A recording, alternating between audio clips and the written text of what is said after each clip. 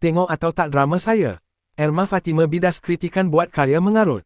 Sebelum kita melangkah jauh, yang belum lagi subscriber, apa kata anda subscriber dan tekan butang loceng untuk notifikasi video selanjutnya? Pengarah tersohor, Elma Fatima menangkis kritikan seorang individu yang melabel hasil karya arahannya sebagai mengarut, sambil menegaskan dakwaan itu tidak berasas. Tuduhan seperti itu dibuat individu terbabit kerana merasakan Elma belum pernah menghasilkan filem seperti Hind Rajab, yang diterbitkan oleh produksi luar negara. Saya ini kalau boleh memang teringin hendak menghasilkan cerita seperti itu, tetapi masalahnya modal tidak ada. Apa kata awak sahaja jadi pelabur saya? Pasti esok juga saya siapkan skrip. Tak baik cakap cerita saya mengarut. Tengok atau tidak drama saya. Jangan main petik saja, tegas Elma dalam hantaran di media sosial. Satu lagi, macam mana awak tahu saya tak sokong filem Hind Rajab ini?